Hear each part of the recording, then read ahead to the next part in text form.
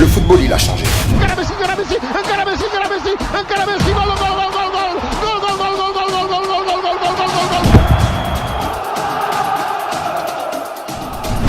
Second poteau, Pavard.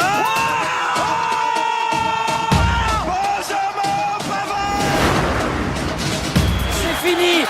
L'équipe de France est championne du monde.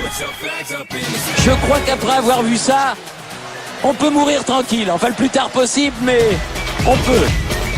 Salut tout le monde, merci d'écouter le premier épisode de Passe D. Si vous avez choisi de cliquer sur ce podcast, c'est probablement que vous avez envie de vous intéresser au football en général. Le foot est l'un des sports les plus populaires dans le monde. C'est un sport qui procure énormément d'émotions. Il peut nous faire passer de la haine à l'amour fou, du dépit à l'euphorie en quelques secondes. Une Coupe du Monde de football est le seul événement capable de rassembler les gens dans un monde plein de tensions.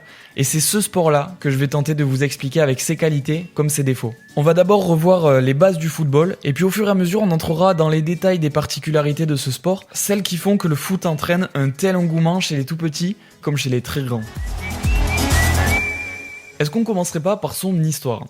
Vous avez peut-être entendu dire que le football venait d'Angleterre, alors c'est pas faux, mais sa forme la plus ancienne est originaire de Chine. Elle remonte au 2e siècle avant Jésus-Christ, alors en effet ça paraît assez lointain, mais la pratique s'approche très fortement de celle qu'on connaît aujourd'hui. Il suffisait d'une matière ronde faite de plumes et de poils qu'on envoyait dans un filet tenu par 2 tiges de bambou pour s'amuser à ce qu'on appelait le tsushu.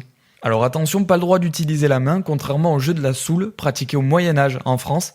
Dans ce jeu, 2 équipes s'affrontaient pour déposer le plus de fois possible un ballon de foin dans un but. Ça vous fait peut-être penser à un autre sport, effectivement c'est le rugby. C'est le sport commun entre le football et le rugby. Mais c'est en 1848, en Angleterre, que le football se démarque grâce aux étudiants de différents établissements de Cambridge qui décident d'apporter de nouvelles règles à ce jeu du ballon rond, se rapprochant un petit peu plus du football que l'on connaît aujourd'hui. Jusqu'en 1863, le jeu à la main est toujours autorisé avant que la Fédération anglaise de football soit créée avec l'adoption d'une véritable législation et de nouvelles règles interdisant les coups de pied aux joueurs adverses et le toucher du ballon à la main. Le football porte alors très bien son nom et il entraîne un tel engouement qu'il se professionnalise en 1885 en Angleterre. Le sport se diffuse un petit peu partout dans le monde au point qu'une fédération internationale soit créée en 1904, c'est la FIFA. Et puis 26 ans plus tard, en 1930, a lieu un événement qui marquera le football à tout jamais, la toute première édition de la Coupe du Monde de la FIFA.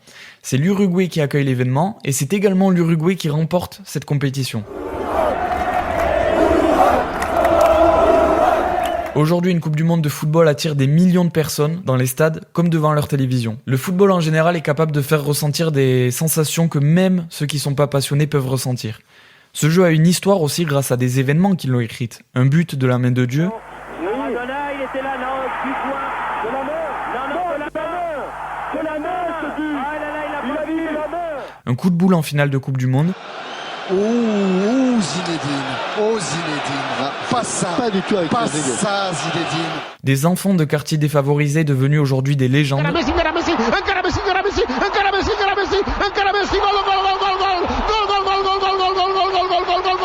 Dans ce sport, il y a tous les ingrédients pour déchaîner les passions et c'est celle-ci que je vais tenter de vous transmettre. Dans le prochain épisode de Passe D, on s'intéressera à la base pour pratiquer le football ou tout simplement le regarder. On entrera dans le bain avec les règles de ce jeu qui peuvent parfois être assez complexes, je l'avoue, mais vous inquiétez pas, vous allez vite comprendre. A très vite pour le prochain épisode de Passe D. Je crois qu'après avoir vu ça, on peut mourir tranquille. Enfin, le plus tard possible, mais on peut.